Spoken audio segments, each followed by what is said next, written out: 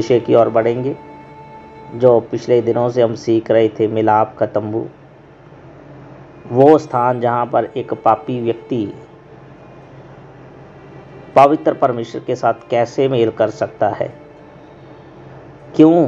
क्योंकि आदम के समय जब हवा के द्वारा और आदम के द्वारा पाप किया गया, अनाज्ञाकारी का पाप हुआ, तो एक व्यक्ति मनुष्य, पूरी मनुष्य जाति पर इसका प्रभाव पड़ा।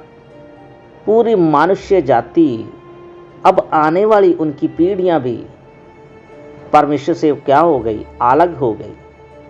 क्योंकि परमेश्वर, जिधर पाप है उधर परमेश्वर की उपस्थिति नहीं रहती। शैतान ये अच्छी तरह जानता है कि कैसे ना कैसे करके इनको क्या किया जाए। अगर परमेश्वर की उपस्थिति कलीसिया से हटाना है तो परमेश्वर के विरुद्ध कलीसिया को पाप करने के लिए क्या करना पड़ेगा? उत्साहित करना पड़ेगा। और बड़ी बड़ी भीड़, जिधर आप देखते हैं लाखों की भीड़, हम ये नहीं देखेंगे कि कितना बड़ा पादरी, इनके पीछे कितने लोग हैं, भीड़, कितनी भीड़ आ रही है। हमने तो देखना क्या परमेश्वर की उपस्थिति उधर है या नहीं है। ये शैतान अच्छी तरह जानता है, जिधर पाप है, मन मर्जी है, उधर परमेश्वर की उपस्थिति है नहीं। अगर परमेश्वर की उपस्थिति नहीं तो उधर शैतान तो पक्का ही है। समझ में आया? तो पवित्र परमेश्वर के साथ अगर एक पापी मनुष्य का मेल होना, तो दुनिया में ऐसी कोई और जगह है नहीं। एक ही जगह थी, वो मरुभूमि में चलते समय परमेश्वर ने अपने दास मूसा को ये आज्ञा दी थी कि तुम मेरे लिए एक क्या बनाए? पवित्र स्थान बनाओ, जिधर पापी व्यक्ति मेरे साथ बलियों के द्वारा क्या कर सकता है? मेल कर सकता है। और जो भी वो बलि लेकर आएगा उसके लिए वेदी है, हौदी है और नियम है, कायदा है। तो उस कायदे के अनुसार आकर वो क्या कर सकता है। मगर फिर भी चाहे कोई भी हो, सिवाय महायाजक हारून के सिवा कोई भी अति पवित्र स्थान में प्रवेश फिर भी नहीं कर सकता। चाहे वो कितना भी बलि लेकर आने वाला हो, चाहे कोई भी हो, हारून महायाजक के सिवा, क्योंकि वो पहला महायाजक था, वो इस्राएलियों का पहला महायाजक था। और आने वाले समय में हारून के जो पुत्र है वही महायाजक की सेवकाई के लिए क्या है? योग्य है। तो ऐसा करके परमेश्वर ने आदेश दिया ताकि एक पापी व्यक्ति ने अगर मेरे साथ अब मेल करना तो कैसे कर सकता है? नहीं तो आदम से लेकर, और जैसे आपको मालूम है नूह तक भी हम देखते हैं, तो नूह के समय भी एक भी व्यक्ति ने मन नहीं फिराया। ये नूह 100 साल तक प्रचार किया, फिर भी एक भी व्यक्ति मन फिराकर उसकी नाव में नहीं आया, जहाज में एक भी व्यक्ति नहीं आया। सब उसका मजाक उड़ाते थे। इतनी धूप है, बारिश का तो नाम भी नहीं है, ये कितने 50 साल हो गए, ये बाढ़ आ जाएगी, बाढ़ आ जाएगी, ये ऐसा करके बोलता, मगर अभी तक तो बारिश भी नहीं पड़ी। इसका दिमाग ठीक नहीं है। पक्का कहते होंगे, क्यों नहीं कहते होंगे? क्योंकि प्रभु यीशु मसीह को तो उसके भाई क्या कहे बोल रहे हैं, इसका दिमाग ठिकाने पे नहीं है। पौलुस को भी, और वचन में लिखा हुआ है, जो आत्मा के द्वारा चलता है उसको तो लोग पागल कहते हैं। तो क्यों नहीं इसको पागल कहा होगा? समझ में आ रहा? चलिए, प्रभु का धन्यवाद हो। हम उसे विषय की ओर बढ़ेंगे। तो सीख रहे थे, जिसको परमेश्वर भेजता है उसको कोई रोक नहीं सकता। परमेश्वर के भेजे हुए मेंढकों को ही ये फ़िरौन रोक नहीं सका। उसके घर में, उसके बिस्तर पर, उसके खाने वाले मेज़ तक वो मेंढक पहुंच गए, उनको भी रोक नहीं पाया। क्या परमेश्वर के जन को क्या रोक पाएगा? उसके भेजे हुए मेंढक को एक सम्राट रोक नहीं पाया, तो क्या उसके भेजे हुए सेवक को, संत को, उसकी कलीसिया को कैसे रोक पाएगा, जबकि उसको अधिकार देकर भेजा है? तो प्रियंका बेटा कितने अधिकार देकर भेजा है? कौन कौन से अधिकारों की अभी तक बात हुई है आप बता। हाँ वेरी गुड, 8 सीखे हैं, बिल्कुल गुड। माया बताएगी कि वो 8 कौन से हैं। सिस्टर माया आप बता दो वो 8 कौन से हैं। हाँ जी पास्टर जी, ऊपर का अधिकार हाँ, भेजदा पास्टर। ऊपर का अधिकार 1 नंबर। हाँ, तो सामरस भेजदा। ऊपर की सामर्थ नंबर 2।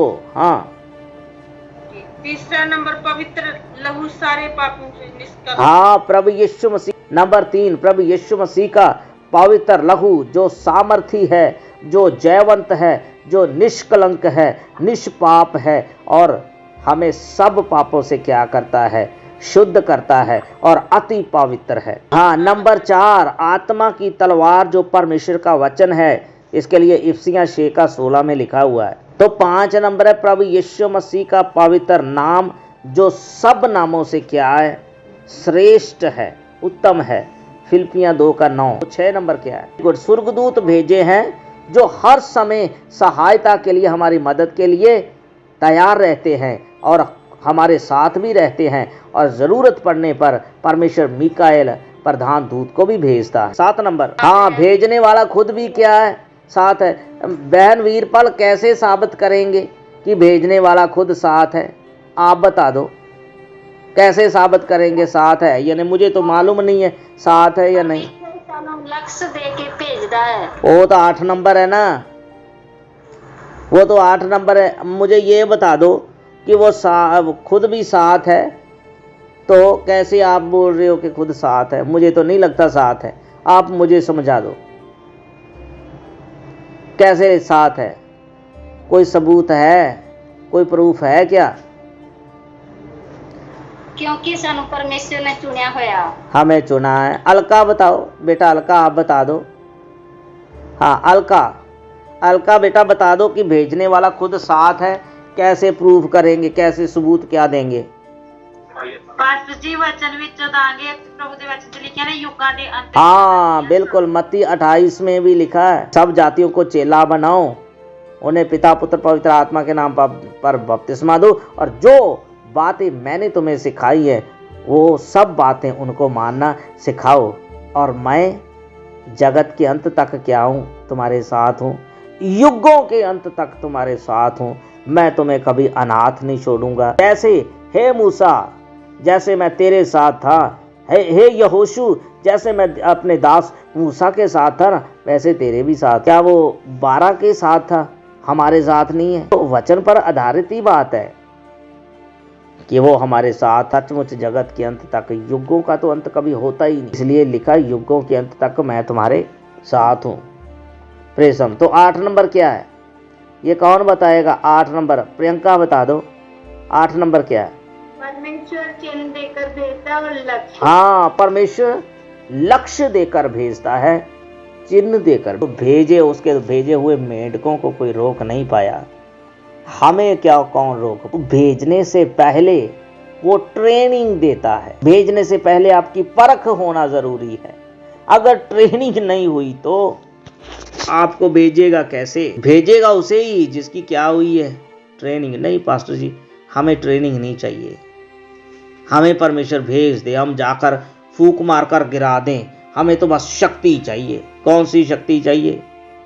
दुष्ट आत्मा भी तो एक शक्ति है, प्रधानों के साथ, अधिकारियों के साथ, जो स्वर्ग में रहती हैं उनके साथ है, शैतान के साथ है, लूसीफर के साथ है, जिनमें मांस और हड्डी नहीं है।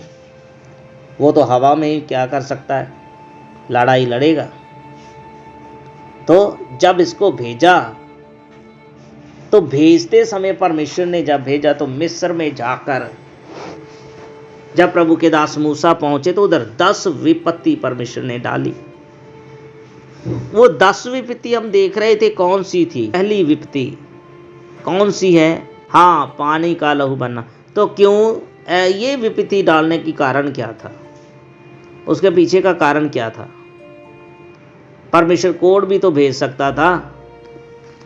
कोढ़ की बीमारी सबसे अहम है, बाइबल में इसका महत्व है। परमेश्वर के जिसको सजा देता उसको कोढ़ भेज देता था उसके ऊपर। तो क्यों परमेश्वर ने नहीं भेजा? ये पानी का लहू बनना क्यों?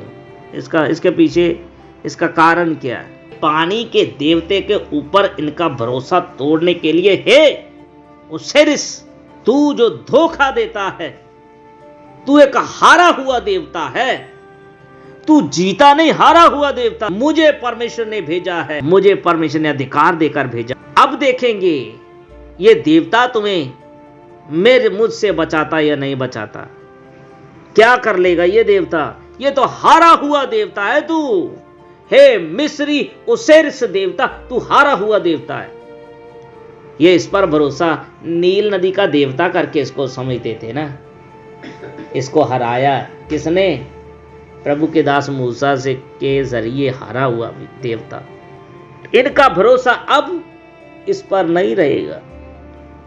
इस पर भरोसा करके चलते थे, हमें जल देता है, हमें जीवन देता है। चलिए उसके आगे नंबर 2 क्या था? मेंढकों का आक्रमण। बिल्कुल, अध्याय 8 उसका 2 से 6 तक पढ़ा था। ये इसकी हैकत देवी थी, जो मेंढकों की देवी थी। इस पर भरोसा रखते थे, हैकत देवी। चलिए तीसरा नंबर क्या था? हाँ, कुटकियां, कठपुटकियों की बवा, कुटकियों की विपत्ति। कुटकियों मतलब जुओं की। क्यों परमेश्वर ने इनकी सजा क्यों दी इनको? सैब धरती का देवता, धरती का देवता मानते थे सैब जिसको, उसके कारण तुम इन पर भरोसा रखते हो। ये भी मेरे दास से हार गया, इसकी शक्ति है क्या? ये तुम्हें नहीं बचाता, ये तुम्हें धोखा देने वाले हैं, तुम इन पर भरोसा रख के बैठे हो। नंबर 4 क्या था? मक्खियां की बवा। हाँ, तो ये मक्खियों की बवा का मतलब हतकोक देवी, जो ओसिरिस की पत्नी थी। ये अपने झंडे पर भी उसे हतकोक देवी का निशान लगाकर चलते थे। ये इनकी फौज का निशान था, ये इनकी आर्मी का निशान था। समझ में आया? चलिए नंबर 5 क्या है? नंबर 5 पशुओं की मरी। हाँ, पशुओं की मरी, पशुओं के ऊपर विपत्ति। अध्याय 9 में लिखा है 1 से 7 तक। ये हखोर एक देवी करके थी, जिसको ये हखोर माँ देवी करके इसकी पूजा करते थे। इसका जो रूप गाय का रूप था देवी का, इसको ये हखोर माँ देवी करके इसकी पूजा करते थे।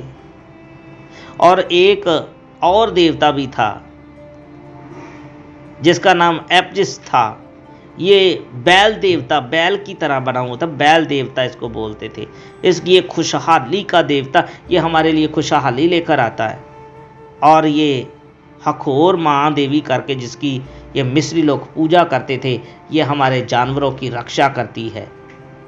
ये हमारी भेड़, बकरी, गाय, बैल, भैंस जो भी था, ये सब उसकी रक्षा करने वाली देवी है। समझ में आया? मगर ये तेरी देवी या तेरा देवता, हे मिस्र, मेरे हाथ से तुझे बचा नहीं सकता। आज तेरा भ्रम टूट जाएगा। आज तू देखेगा कि मैं ही आकाश में और आकाश के नीचे मैं ही एक ईश्वर हूं, मैं ही परमेश्वर हूं, और मेरे हाथ से कोई छुड़ा नहीं सकता। इसीलिए परमेश्वर ने डाला इनको। और नंबर 6 क्या है? नंबर 6 फूलों की बारी। हाँ, नहीं, नंबर 6 उसका 9 अध्याय 8 वचन से 12 वचन तक पढ़े। हाँ, पढ़िए। निर्गमन 9 अध्याय उसके 8 वचन से लेकर, निर्गमन उसका 9 अध्याय 8 वचन से लेकर और पढ़ेंगे 12 वचन तक। फिर यहोवा ने मूसा और हरून से कहा, तुम दोनों भट्टी में से एक एक मुट्ठी राख ले लो और मूसा उसे फिरौन के सामने आकाश की ओर उड़ा दे। तब वह सूक्ष्म धूल होकर सारे मिस्र देश में मनुष्यों और पशुओं दोनों पर फफोले और फोड़े बन जाएगी। इसलिए वह फट्टी में की राख लेकर फिरौन के सामने खड़े हुए और मूसा ने उसे आकाश की ओर उड़ा दिया। आमीन आमीन। तो ये आप देख रहे हैं, इधर हमने क्या देखा, ये फफोलों की जो विपत्ति परमेश्वर ने क्यों डाली, क्योंकि ये मिस्री लोग टाइफोन नाम का एक देवता था, टाइफोन जिसका नाम था, ये इनकी औषधि का देवता था कि ये टाइफोन हमें औषधि प्रदान करता है जिससे हम सुरक्षित रहते हैं। कोई भी वबा आ जाए, कोई बीमारी आ जाए, क्योंकि उस समय बीमारी कम और महामारी ज़्यादा चलती थी। उस समय बीमारी कम और महामारी ज़्यादा चलती थी। तो महामारी का और बीमारी का क्या मतलब है? आप बता दो, महामारी का क्या मतलब है और बीमारी का क्या मतलब है, बता दो। प्रियंका बताएगी, ये मेडिकल लाइन से संबंधित है, इनको इस विषय में थोड़ा पता होगा, बता दो। जैसे कि अभी कोरोना काल में महामारी नहीं आई थी, हाँ, एक टाइफाइड उसको लेके पूरे देशों में महामारी हुई थी, लोग कितनी मृत्यु हुई थी, एक डायग्नोस हुआ, उसके कारण सब लोग मर गए। वो हाँ, बिल्कुल बिल्कुल बिल्कुल। ये बीमारी का मतलब एक ही व्यक्ति बीमार है या दो व्यक्ति बीमार है, घर में एक सदस्य बीमार है, मगर महामारी का मतलब ये पूरे देश भर में है। ये इनमें महामारियों का सीजन चलता था, ये चलता ही रहता था। ये मिस्र की बात नहीं कर रहा हूँ, ये इसराइलियों में भी ऐसा होता था, बाकी सब जातियों में भी उस समय के हिसाब से महामारी चलती थी। मगर ये क्या समझते थे कि टाइफोन देवता हमें कोई औषधि देगा तो हम बच जाएंगे। कोई औषधि ये लेते थे तो ये कहते थे, हे टाइफोन देवता हमें इस महामारी से बचा। इस भ्रम को तोड़ने के लिए, इनके मनों से ये टाइफोन देवता निकालने के लिए परमेश्वर ने इनको ये बवा डाल, फफोलों की बवा इन पर डाली, ताकि ये जान लें मेरे हाथ से टाइफोन भी क्या नहीं कर सकता, बचा नहीं सकता। चलिए नंबर 7, 9 अध्याय, निर्गमन 9 अध्याय 18 वचन से लेकर 35 वचन तक पढ़ेंगे, 35। हाँ, सुन, कल मैं इसी समय ऐसे भारी भारी ओले बरसाऊंगा जिनके तुल्य मिस्र की नींव पड़ने के दिन से लेकर अब तक कभी नहीं पड़े। इसलिए अब लोगों को भेजकर अपने पशुओं को और मैदान में जो कुछ तेरा है सबको फुर्ती से आड़ में छिपा ले, नहीं तो जितने मनुष्य या पशु मैदान में रहे और घर में इकट्ठा ना किए जाए उन पर ओले गिरेंगे। आमीन और आमीन आमीन आमीन। तो नंबर 7 क्या है? ओलों का, जैसे जिनको पंजाबी में हम गड़े पैना कह सकते हैं, गड़ियां दा पैना, ओलों का गिरना। तो क्यों परमेश्वर ने ये बवा डाली?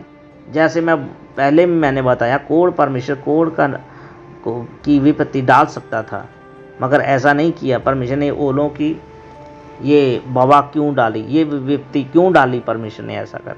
क्योंकि ये मिस्र का एक शू करके, शू का मतलब एक वातावरण का इनका एक देवता इन्होंने अब बनाया था, वातावरण का देवता जिसका नाम शू करके था। ये इनको अपना देवता समझते थे। तो ये समझते थे कि ये वातावरण को कंट्रोल करके हमें बचाता है। हमें ज़्यादा बारिश होती है तो उनकी ये शू नाम देवता की पूजा करते थे। अगर बारिश नहीं होती तो भी इसकी क्या करते थे, पूजा करते थे। ज़्यादा सर्दी पड़ती तो भी ये शू देवता की क्या करते थे, पूजा करते थे। अगर बाढ़ आती तो भी, अगर सूखा पड़ जाता तो भी, मतलब जो वातावरण से संबंधित हर वो काम है, ये किसके आगे, ये नाच नूच कर, ये सब बलि वली चढ़ाकर, ये सब किसके आगे, ये वातावरण का देवता शू देवता था जो ये इनके आगे रोते पीटते थे, क्योंकि यही अब हमें बचा सकता है। मगर परमेश्वर तो पक्षपात करता ही नहीं। वो तो इस्राएलियों पर अगर बारिश करता तो वो मिस्री पर भी तो करेगा। वो तो पक्षपात करता नहीं। धर्मी और पापी पर दोनों पर क्या करता है, बारिश को बारिश देता है, पानी देता है, धूप देता है, वो सब कुछ बराबर से सब कुछ देता है। वो तो पक्षपात करता ही नहीं है। तो इसलिए परमेश्वर ने इनका भ्रम तोड़ने के लिए इनको ये ओलों की विपत्ति इन पर डाली। चलिए नंबर 8, इसका 10 अध्याय, निर्गमन 10 अध्याय, उसका 12 वचन से लेकर 15 तक हम पढ़ेंगे। निर्गमन उसका 10 अध्याय 12 वचन से लेकर 15 वचन तक। तब यहोवा ने मूसा से कहा, मिस्र देश के ऊपर अपना हाथ बढ़ा कि टिड्डियां मिस्र देश पर चढ़ के भूमि का जितना अन्न आदि ओलों से बचा है सबको चट कर जाएं। अर्थात मूसा ने अपनी लाठी को मिस्र देश के ऊपर बढ़ाया। तब यहोवा ने दिन भर और रात भर देश पर पुरवाई बहाई, और जब भोर हुआ तब उस पुरवाई में टिड्डियां आईं, और टिड्डियों ने चढ़ के मिस्र देश के सारे स्थानों में बसेरा किया। उनका दल बहुत भारी था, वरन ना तो उनसे पहले ऐसी टिड्डियां आई थी और ना उनके बाद ऐसी फिर आएंगी। वे तो सारी धरती पर छा गई, यहाँ तक कि देश में अंधकार छा गया, और उसका सारा अन्न आदि और वृक्षों के सब फल अर्थात जो कुछ ओलों से बचा था सबको उन्होंने चट कर लिया। यहाँ तक कि मिस्र देश भर में ना तो किसी वृक्ष पर कुछ हरियाली रह गई और ना खेत में अनाज रह गया। तब फिरौन ने तुरंत आमीन आमीन। तो इधर नंबर 8, ये जो टिड्डियों की विपत्ति परमेश्वर ने डाली, ये क्यों डाली? क्योंकि ये मिस्रियों की एक देवती थी, देवी थी और एक देवता था। इनका भरोसा अपने देवी देवता पर था कि ये हमें टिड्डियों से हमारी फसलों को बचाते हैं। उनकी ये पूजा करते थे। जब कटाई होती तो सबसे पहले ये फसल का सबसे पहला फल किसको लाते थे? ये इनका एक देवता था जिसका नाम सेराप्या था। सेराप्या करके इनका एक देवता था, जिसको ये टिड्डियों का देवता भी कहते हैं, मतलब टिड्डियों से रक्षा करने वाला देवता। अगर इनकी फसलों को कोई भी टिड्डी आकर खाने लगती तो ये अपने देवता के आगे क्या करते थे? दुहाई देते थे। तो उस देवता की पूजा करते थे कि अब हमारी फसलों को ये सेराप्या जो देवता है यही बचाएगा। उनकी पूजा करते थे, अर्चना करते थे, उनको बलिदान चढ़ाते थे, उनको खुश करने की कोशिश करते थे, ये भ्रम तोड़ने के लिए कि तुम्हें वो फसल मैं ही देता हूँ, मैं ही तुम्हारा ईश्वर हूँ जो पूरी सृष्टि को चलाता हूँ। ये सब बताने के लिए तो परमेश्वर ने इनको ये टिड्डियों की बवा डाली। सो प्रभु का धन्यवाद हो। प्रभु आप सबको इन वचनों के द्वारा आशीष दे। तो 2 विपत्ति रह गई जो हम कल देखेंगे, और उसके साथ हमारा ये पहली जो बात थी, वो पहली जिसको हमने शुरू किया था कि हमने 11 देखेंगे, योजना मिलने का स्थान, वो हमने समझा दिया। वो 10 में नहीं आता। तो पहला हम प्लानिंग देख रहे थे, योजना। तो कल योजना ख़त्म हो जाएगा। और दूसरा नंबर तंबू को ये खड़ा करने का जो वेरवा, ये कल प्रभु की इच्छा है तो हम कल इसको दूसरे नंबर को देखेंगे। Praise the Lord. प्रभु आप सबको इन वचनों के द्वारा आशीष दे।